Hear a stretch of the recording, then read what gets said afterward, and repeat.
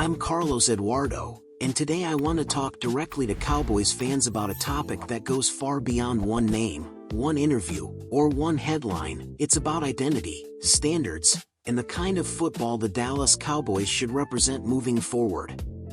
Over the last few days, we've learned that the Cowboys have been conducting virtual interviews with multiple defensive coordinator candidates and are now moving into in-person meetings.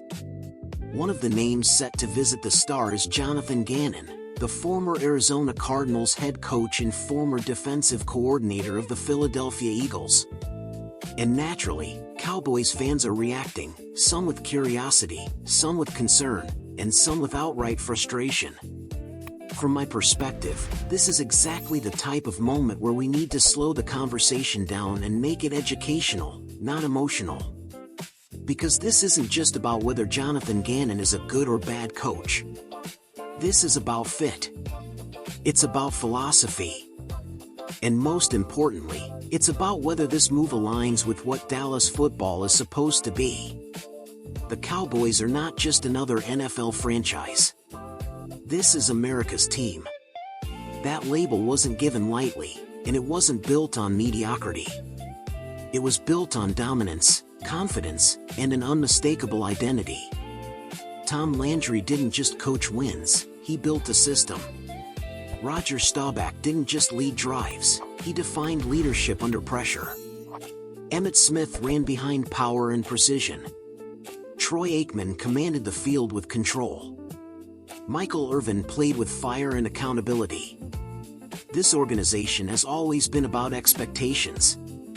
High ones. And when you carry that history, every coaching hire matters more.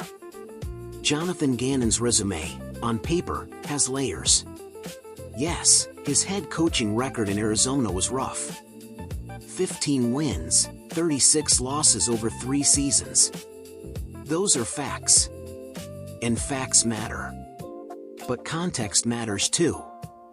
Arizona was not a stable roster, not a finished product, and not an easy situation for any first-time head coach. That part is fair. Where the conversation becomes more complex, and more important for Cowboys fans, is his defensive philosophy and his performance in high-leverage moments. As a defensive coordinator in Philadelphia, Ganon had success. That Eagles defense helped reach a Super Bowl after the 2022 season. It generated pressure, forced turnovers, and played fast early in games. Those are positives, and they deserve to be acknowledged honestly. But if I'm being honest with Cowboys fans, the concern isn't what his defenses looked like in the first quarter. The concern is what happened late. Multiple analysts, including voices who follow the Cowboys closely, have pointed out a consistent issue during Ganon's time in Philadelphia, a lack of in-game adjustments. And this isn't just narrative, it's backed by numbers. In half of their regular season games that year, the Eagles were outscored in the fourth quarter. In all 3 of their losses, the same thing happened. Late game efficiency dropped.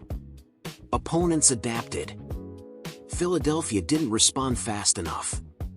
And of course, the Super Bowl stands as the most glaring example. Philadelphia led 24-14 at halftime against Kansas City. Then the second half happened. The Chiefs scored on repeated concepts, attacking the same weaknesses, exploiting the same coverage looks. 17 points came in the fourth quarter alone. That's not about effort. That's about adaptation. That's about seeing what's happening on the field and responding in real time. From my perspective, that's where the alarm bells ring for Dallas. Because what I see on this Cowboys roster is a defense built on elite talent. Micah Parsons is not just a pass rusher, he's a chess piece. Trayvon Diggs, when healthy, changes how quarterbacks throw. The front 7 has speed. The secondary has playmakers. This is not a defense that needs to survive. This is a defense that needs to close.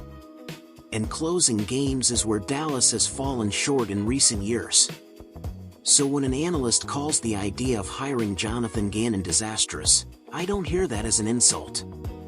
I hear it as a warning about philosophy. Especially when you consider that Ganon worked under Matt Eberflus and shares many of the same structural ideas. If the Cowboys are truly trying to turn the page, then hiring a carbon copy of what didn't work before defeats the purpose of the search.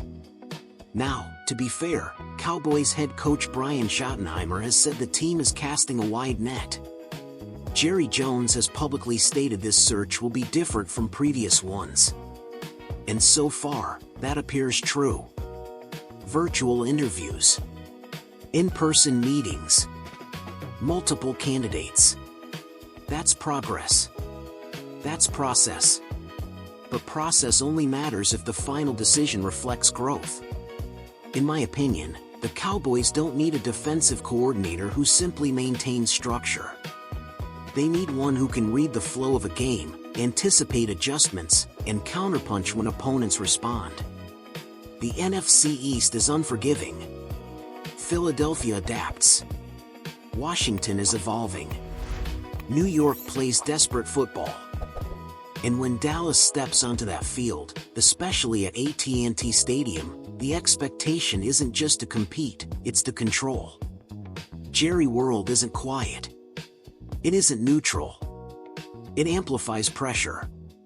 And that pressure exposes hesitation faster than anywhere else. For Cowboys fans, this is also about trust. Trust that the organization understands why past seasons ended the way they did. Trust that lessons were learned. Trust that talent won't be wasted by rigidity. I want to be clear here, no hire is official. No decision has been made. And speculation should never be treated as fact. But there is reason to believe that this moment matters more than most. Because the Cowboys are close. Dak Prescott is in his prime. CeeDee Lamb is a true number one. Micah Parsons is a game changer. Windows don't stay open forever in the NFL. From my perspective, the right defensive coordinator should elevate this roster, not simply organize it. He should empower stars, not restrain them. He should be aggressive when the moment demands it and flexible when the game shifts. This is Dallas football. This is expectation. This is pressure. And Cowboys fans deserve a defense that reflects that reality. No matter who ultimately gets the job, the standard doesn't change. Win late. But just fast. Finish games. That's the bar. That's the history. And that's what America's team has to get back to.